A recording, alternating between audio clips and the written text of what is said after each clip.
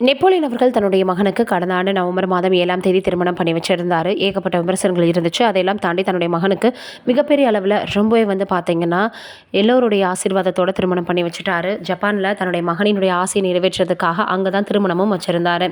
இந்த சூழ்நிலையில் இப்போ ஜப்பானில் இவங்க திருமணத்திற்கு முன்னாடி 3 மாதம், அதற்கப்புறம் திருமணத்துக்கு நடந்ததுக்கு அப்புறமாக 3 மாதம், 6 மாதம் இருந்துட்டாங்க. திருமணம் ஆயிட்டா தன்னுடைய மகனை கூப்பிட்டுட்டு 10 மாதத்திற்கு அவர் உலகம் சுற்றணும் அப்படின்னு சொல்லி பிளான் பண்ணி வச்சுருந்தாராம். அதனால் தாய்லாந்து, மலேசியா அப்படின்னு பல இடங்களில் சுற்றி வந்துட்டுருக்காங்க. இரட்டை கோபுரத்தில் தன்னுடைய மகனுக்கு ரிசப்ஷன் வச்சுருந்தாரு. இந்த சூழ்நிலை இப்போ அவங்க வியட்நாமில் இருக்காங்களாம். வியட்நாமில் இருந்து ஜப்பானுக்கு போயிட்டு தலைநகர் டாக்கியோவில் இருந்துட்டு அதற்கப்புறம் இவங்க சில விஷயங்களை பண்ண போகிறாங்கன்ற செய்திகள் வெளியாகிருக்கு. அவரே தன்னுடைய சமூக வலைதள பக்கத்தில் நாங்கள் வியட்நாமில் இருக்கோம் அப்படின்னு பதிவு பண்ணியிருந்தார்.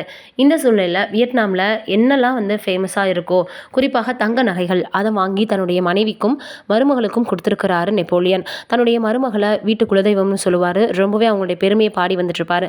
இந்த சூழ்நிலையில் இப்போ பார்த்தீங்கன்னா மிகப்பெரிய அளவில் சமூக வலைதளங்களில் அவர் தன்னுடைய மருமகளுக்கு நகை வாங்கி கொடுத்துருக்கேன், இப்போ நாங்கள் வியட்நாமில் இருக்கோம், 10 மாதம் நெருங்கியதுமே நாங்கள் மறுபடியும் அமெரிக்காவுக்கு போயிடுவோம் அப்படின்னு சொல்லிடுறாங்க. ஏற்கனவே அக்ஷயா வீட்டில் போட்டிருந்த நகை திருமணத்தின் போது அதற்கப்புறம் இவர் வாங்கி கொடுத்தன்னு ஏகப்பட்டது இருக்குது. இருந்தாலும் புதுசாக அவங்க டிசைன் பண்ணி வியட்நாமில் நகைகளை பார்த்தீங்கன்னா விற்பனைக்கு வைப்பாங்களாம். அதனால் புது டிசைனில் இருக்கக்கூடிய எல்லாத்தையுமே தன்னுடைய மருமகளுக்கும் மனைவிக்கும் வாங்கி கொடுத்துருக்கிறாரு நெப்போலியன் அவர்கள். என்ன மனது இவருக்கு, எப்படியெல்லாம் இவர் தன்னுடைய குடும்ப இருக்கக்கூடிய உறுப்பினர்களை கவனிக்கிறார் அப்படின்னு எல்லாருமே சொல்லி வந்துட்டுருக்காங்க. இதை பற்றி நீங்கள் என்ன நினைக்கிறீங்கன்றதை மறக்காமல் கமெண்ட்டில் சொல்லுங்கள்.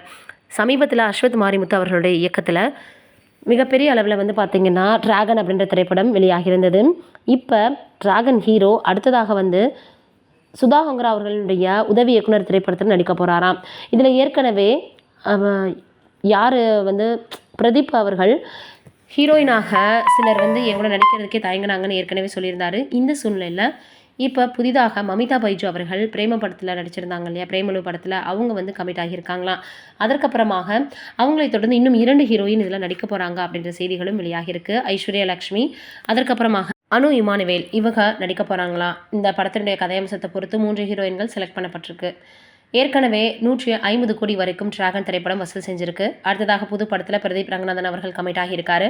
அதனால் இப்போ அடுத்த படம் எப்படி இருக்கும், எப்படியெல்லாம் வரவேற்பு பெறப்போகுது அப்படின்றத நம்ம பொறுத்து பார்க்கலாம். நீங்கள் என்ன நினைக்கிறீங்கன்றதை கமெண்ட்டில் சொல்லுங்கள்.